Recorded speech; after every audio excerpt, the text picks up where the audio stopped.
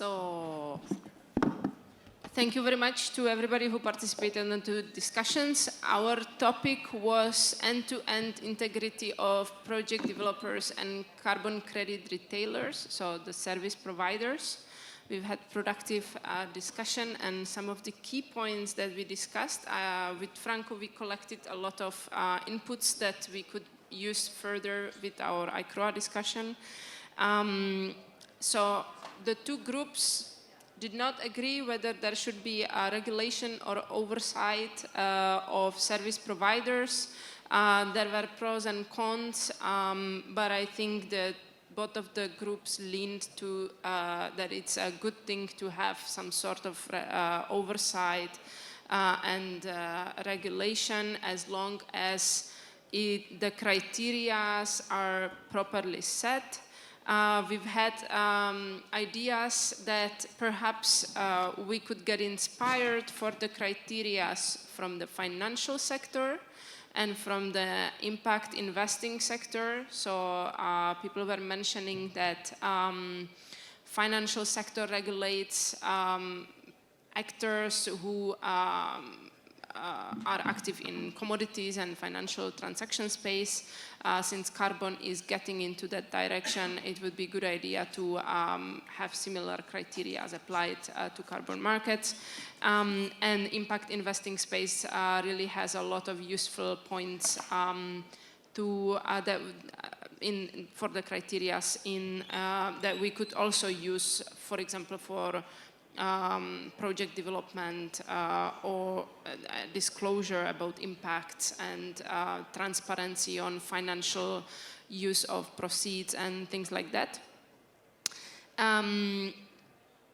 We discussed that what we do need to avoid while trying to make a criteria and oversight or assurance is to imply that anyone who is not regulated or who is not compliant is automatically not following the best practice. We need to make sure that we simply just communicate in a way that there is an assurance on high integrity providers, but that doesn't necessarily mean that the others are not following the best practice. And let me see if there was more.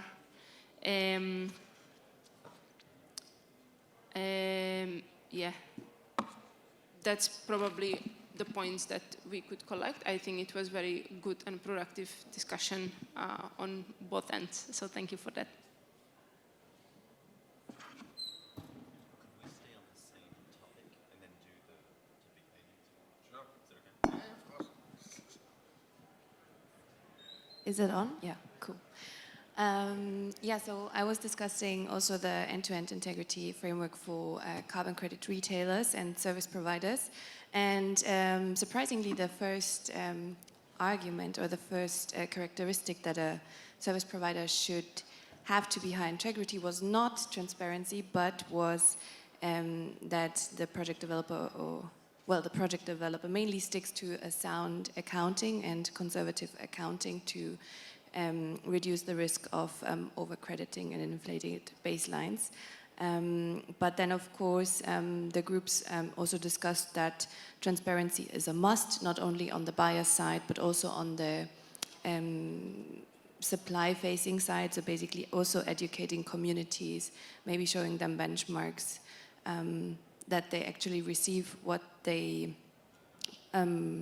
what they are promised and what they are valued for.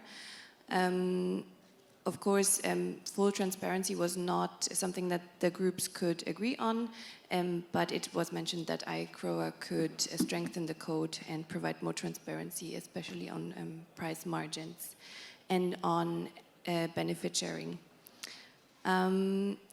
The second group that I've been in was extending the discussion to how the code could be improved, not just on the accreditation side, but also on the standards endorsement side. So there were some arguments saying that the criteria for standards should be a little bit stricter and should maybe also be extended to criteria on how they deal with exchanges and marketplaces.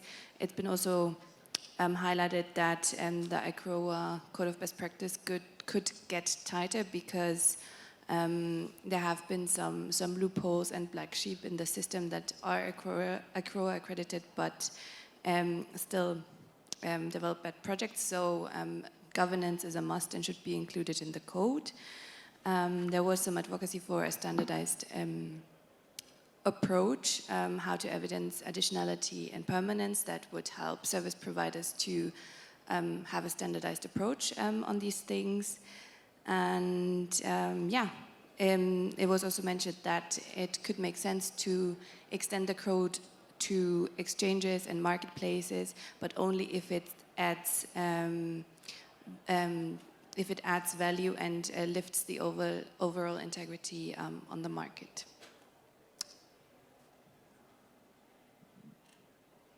Thank you. I think so. What you've been saying, like in summarizing, Katerina and Astrid, is very interesting and overlaps a bit of what the group I've been working with have been saying. And this is a good news. It means that we're not like we're sort of like consolidating and having like a consolidated approach, or like not going into too many directions for that topic, which is important. So I will try to just mention some of the topics for those two groups and see what has been also shared with yours. On the service, so really where ICRA could play a role on the service provider, and how could we ask more to the service provider in terms of end-to-end integrity. Transparency was our big first topic compared to your group, Astrid, but transparency mean not only on the financial transparency, but really financial flows at all levels, but also help support like more communication on MRV. You were talking about like overcrediting, etc. So maybe more communication on MRV, or something as simple as on the retailing activity, so not the project development side, but maybe the retailing side, disclose as much as possible and things that are simple. So it's a question of like working with a project developer, but for a long time, service retail, project carbon credits retailer were like, for example, not disclosing the project ID of project that they were selling, just because they would like expect that they could be like circumvented by the end buyer. So some of these things in terms of transparency would add more integrity. So this is the kind of things that could be also promoted by ACRA. But a big thing also that is sort of like expected by ACRA is to continue promoting and explaining the offset mechanism. I guess a lot of you receive demand from clients saying, oh, I want to buy carbon credits, but only removal, because if it's not removal, it's greenwashing. I receive like a lot of this kind of things that we see on our side, and I think I'm not the only one. So these kind of things is very important to say, how do we dissociate that greenwashing part from the removal and sort of like clarify this, but also a big thing on integrity. And one of the story that was explained by group one on my side was saying, when we actually buy carbon credits, let's buy carbon credits, which means that there are marketplaces that use standards that are endorsed by ICRA, and they sell carbon credits from this project, but these are not carbon credits, it's just a marketplace saying like you can buy those. So it's very important that we ensure that the standards that are endorsed by ICRA are not being used by a carbon place to sort of like make a business out of this and triple counting credits. So here there is a sort of like it's sort of like educating clients and supporting a service provider in educating clients, in the sense that they have to know what they're buying, basically, when they're investing in a project or buying carbon credits. Quick note on Katarina, you talked about asset manager, finance industry.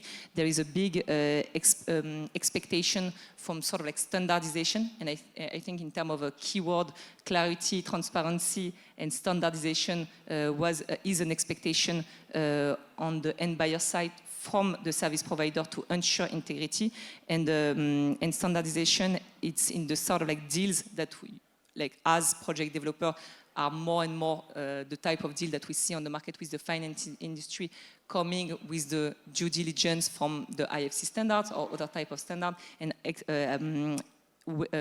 expecting a lot. So how the service provider can sort of have the guidelines for project developer, or the project developer access to these guidelines, but how can ICRA help on providing guidelines to ensure this kind of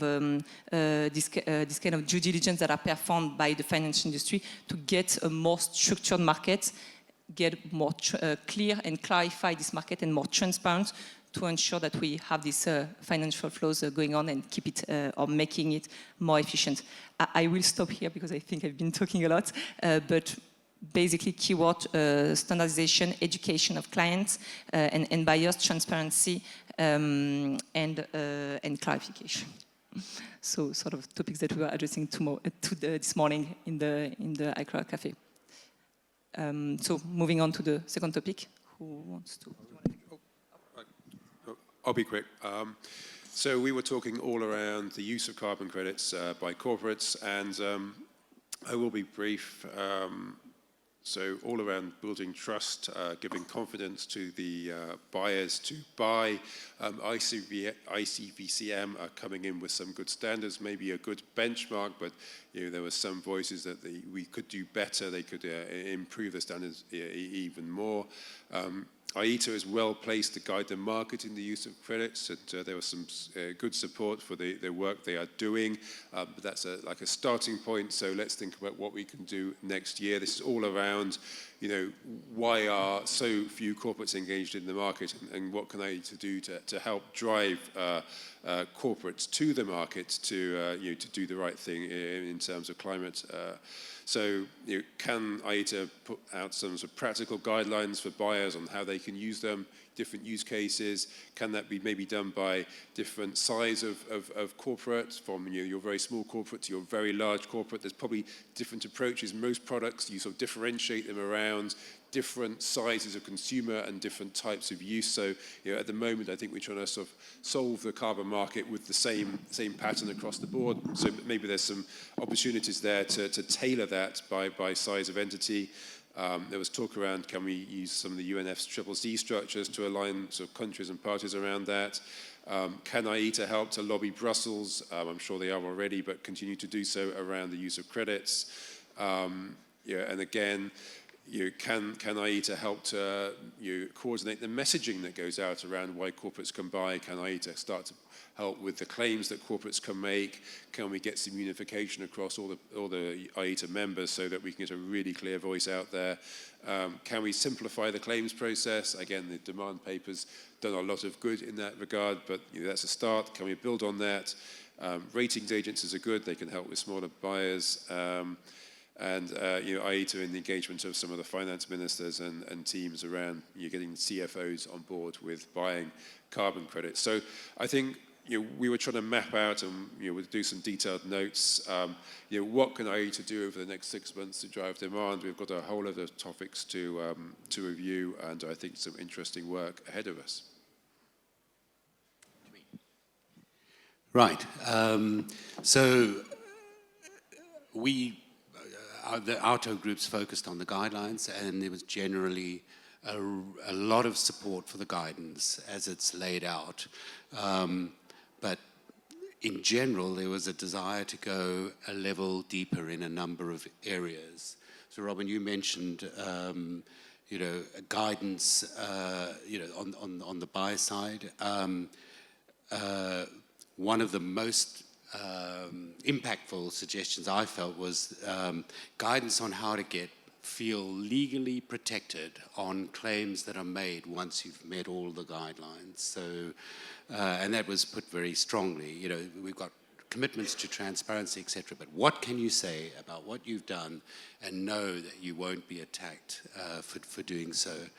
And then similarly, there was a feeling that the guidelines could do more to connect to the differences across sectors and countries, that there are very different conditions that exist in certain sectors, and some that are really hard to abate should be given more access, for example, to credits, and those that don't need it shouldn't. At the moment, we have a sort of rather bland approach. And then similarly, looking to countries to help define what they want. I mean, arguably that's the sort of the Article 6 piece. So, you know, where it is that they really need carbon finance to meet their ongoing objectives, because that gives confidence to the buyers of those credits that they are making not just a compensation claim, but a genuine contribution claim. And there was also a link to the SDGs in that respect as well. The other area that came up that I thought was important is that there are risks in our market. And arguably, we're developing guidelines to identify and navigate around those, but that doesn't seem to come out perhaps enough. An example being that in some countries it might be very risky to set up projects. There are real difficulties. In certain regions, there are going to be very specific priorities that need to be addressed. In Latin America was the example that was given. And somehow, it's almost, you know, as we see both AITA and ICRO working towards a more mature carbon market, we're heading into a situation where, you know, we need to be as open about the risks associated with projects as we are about what's going on, how much goes to communities, or, you know, which standards you're using. So I think I'm going to stop there.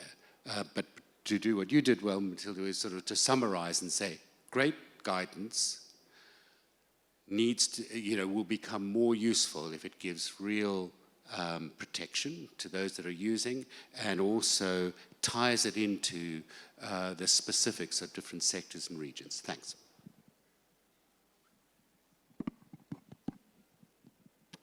Okay, I think we have 20 minutes till lunch gets over, so I'm going to make it really quick. First of all, I think one of the feedbacks, well, I mean, I learned a lot actually in the last 45 minutes, I think, you know, so one of this was that if we are indeed talking in the guidance about companies and corporates not meeting targets, we should do a bit of more of a deep dive into the model itself, and possibly look at sharing more data out there about that exact thing. One of that was, I thought, it's a feedback that I really appreciate. I think that's something we might have to look at. Also, really hunkered down on the mitigation pathway kind of a thing, to always, I mean, to kind of insulate ourselves from the criticism that might come saying, you know, offsets is a license to pollute. So we should be very careful about our language around that guidance. To continually say that this is not this or that, it's not instead of mitigation, you do what you have to do, you still have to meet your targets, but being a responsible corporate would mean also doing the rest of it, which is offsetting. There was a bit of, I mean, and this is just to make the case for why corporates should be buying carbon credits, is also, I think there was one suggestion of doing a study on the brand value delta between corporates who are going to meet their targets and who are not going to meet their targets. I don't know whether that's possible or not, but it's a suggestion out there. I think it's worth a thought. Because, I mean, the idea is, I think the overarching idea, which I quite like from one of you that came in, is to make offsetting as make the revenue argument rather than the cost argument. And it's something that we might have to look at in future, trying to make the business case for offsetting. And that basically gets us onto the last segment of it was, or the last piece that was discussed was, we have to work on other claims as well as a CROA, because companies are asking for an alternative claim, and that's something we have to decide in a CROA whether we want to take up or not. I don't know. So maybe it might be an overreach. I don't know. That's something we might have to discuss. But it's an interesting thing out there. I mean, I, for one, did not think it would fly any other claims, but apparently that's doing the rounds. And if it is indeed doing the rounds, I think it's worth to give it a thought, you know, and what it could mean in terms of a contribution or any other claim that could possibly work out there. And the last thing is, and this is something that was my takeaway a bit from both of my group discussions, is to start looking at a perception kind of, I mean, you know, on really going head on the perception and making green hushing a bad thing. and to continually, and this is a takeaway from all of this, it wasn't explicitly mentioned like that, but the reputational fear that the corporates are doing right now is like, if I use offsets, I have a reputational risk. Also, if you don't do anything, you have a reputational risk is something that we should be looking at as a potential comms strategy as well. So these are some of the suggestions. I think, end of it, I think it was really, really very educative for me as well. So thank you for that, and thank you guys for organizing this. Thank you.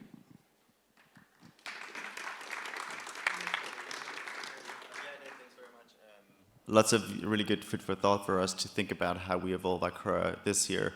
And yeah, thanks very much, everyone. I mean, you did all the work. Thanks very much to the moderators. Please join me in thanking again all the moderators, and I'll let you have lunch.